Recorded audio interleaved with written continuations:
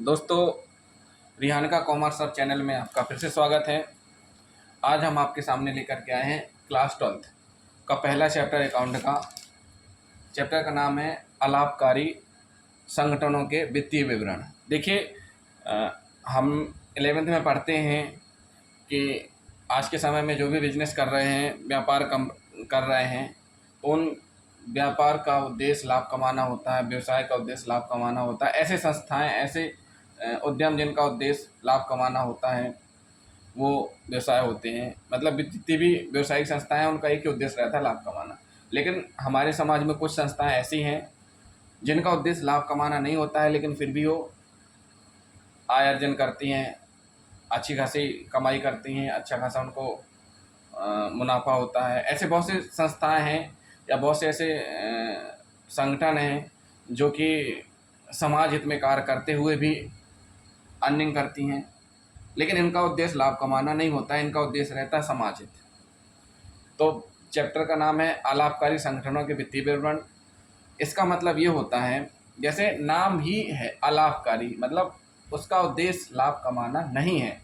ऐसी संस्थाएं जिनका उद्देश्य लाभ कमाना नहीं होता है, बल्कि समाज की सेवा करना होता है, जो कि विभिन्न प्रकार की गतिविधियां संचालित करती हैं। मतलब ऐसी संस्थाएं होती हैं जिनका उद्देश्य समाज की सेवा करना है, लाभ कमाना नहीं है। तो वो कुछ ना कुछ ऐसी एक्टिविटीज़ करती हैं या ऐसी गतिविधियां, ऐसी संस्थाएं स्थापित करती हैं जिससे समाज का हित भी होता है और प्लस उनकी अर्निंग भी होती है।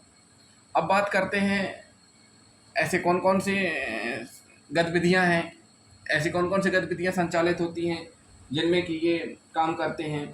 जैसे बौद्धिक क्षेत्र, धार्मिक क्षेत्र, शैक्षणिक क्षेत्र, सामाजिक क्षेत्र,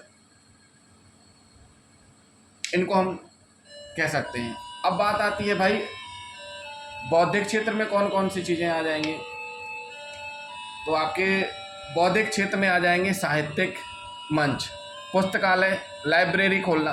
देखो, आज के समय में क्या है कि हमने देखा है कि बहुत से सिटियों में, बड़ी बड़ी जगहों में ये देखने में आता है कि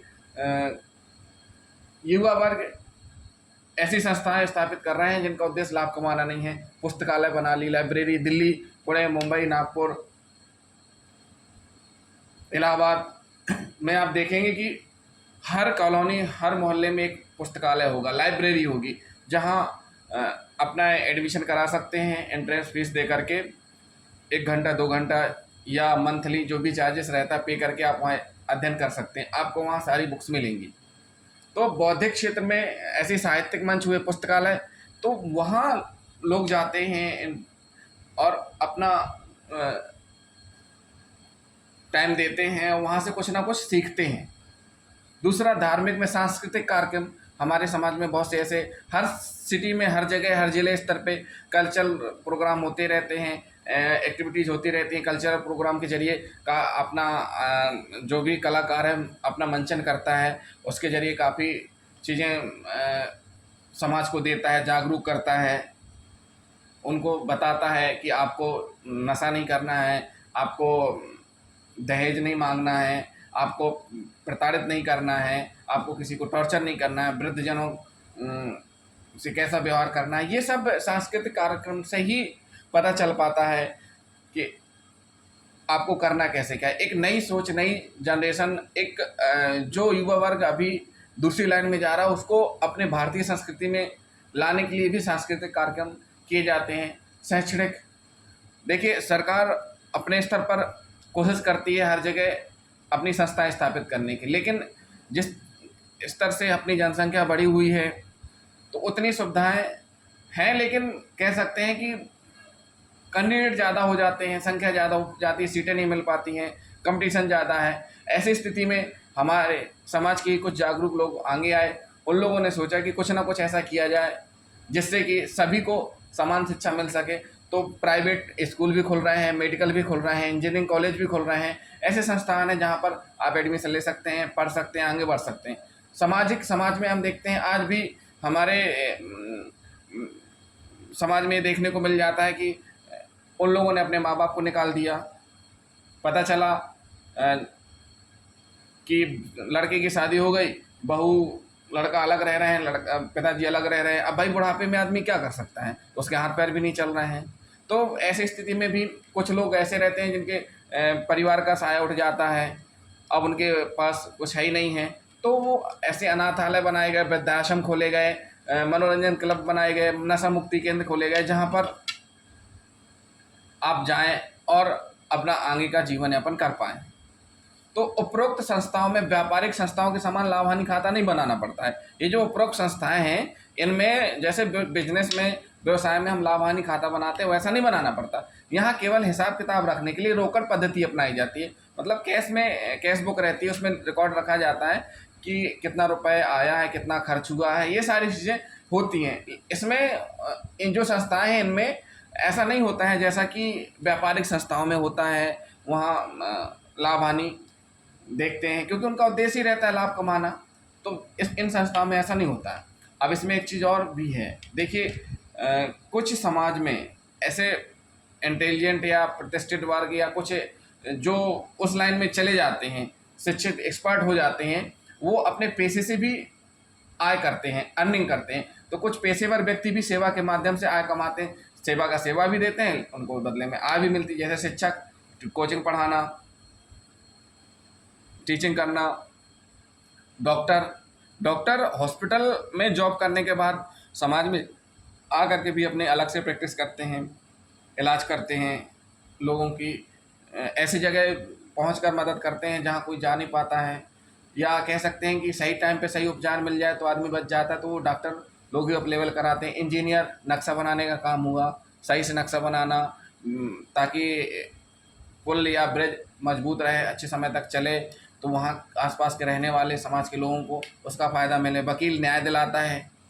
सीए, चार्टर अकाउंटेंट भी सेवा करते हैं, वो भी ऑडिटिंग करते हैं कंपनियों की, या एक डाटा तैयार करते हैं, उसकी ऑडिटिंग करते हैं डाटा की, तो वो भी एक सेवा ही है। सलाहकार, एडवाइज़र, बहुत से एडवाइज़र होते हैं जो सलाह देते हैं क्या करना चाहिए क्या नहीं करना चाहिए, वो भी सेवा है। मतलब कुछ ऐसे व्यक्ति हैं समाज में जो इस लाइन में चले जाते हैं या ये शिक्षा ग्रहण कर लेते हैं, तो उनको एक अनुभव मिल जाता है। उसके बाद फिर वो चीज़ें एक सेवा के रूप में करते हैं और सर्विस प्रोवाइड कराते हैं, जिसके बदले उनको आय प्राप्त होती है।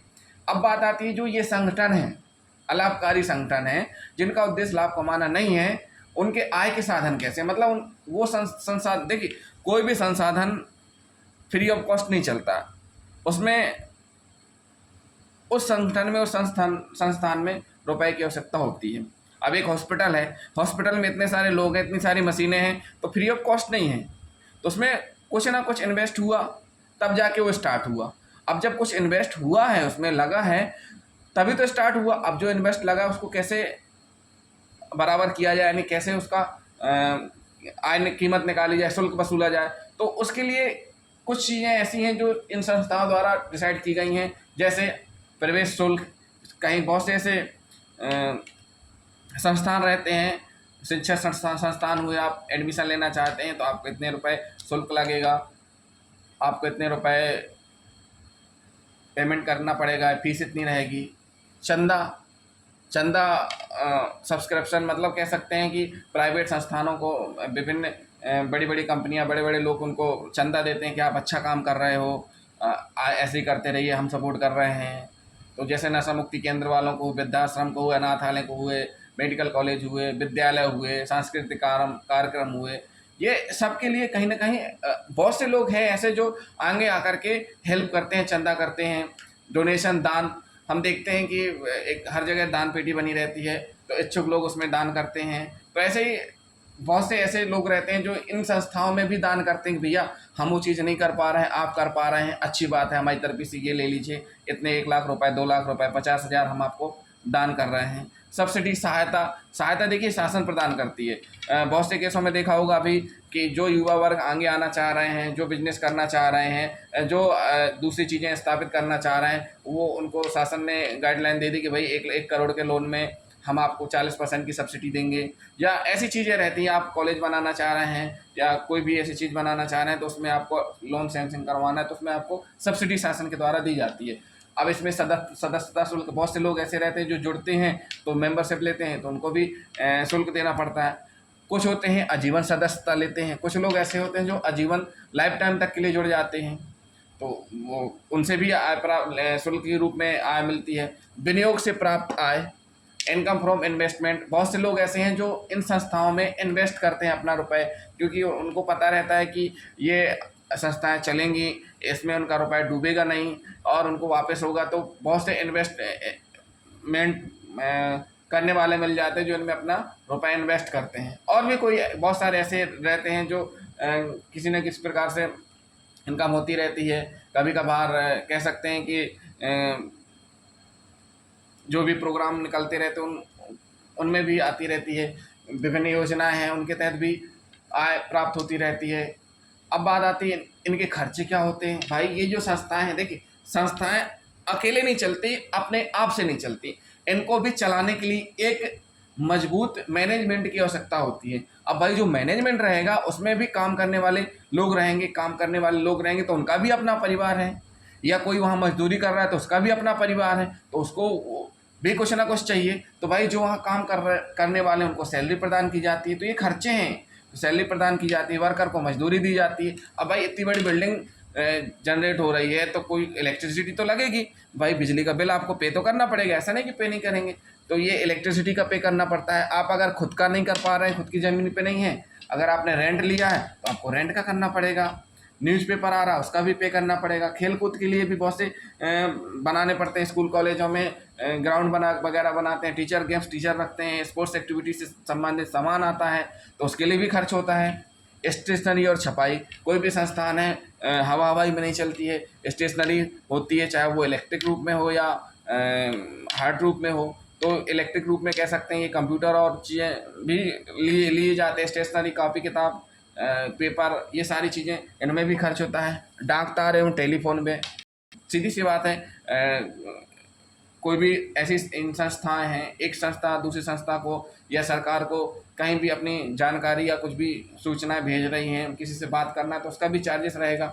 मरम्मत व्यय, कोई भी संस्था बनती है तो ऐसा नहीं कि एक बार बन गई तो दोबारा उसमें मरम्मत की ज़रूरत नहीं पड़ेगी, उसमें मरम्मत की ज़रूरत पड़ेगी, चाहे संस्था हो, चाहे उसके अंदर काम करने वाली मशीनें हैं, कुछ भी हो, तो और भी अन्य खर्चे आते रहते हैं बीच में।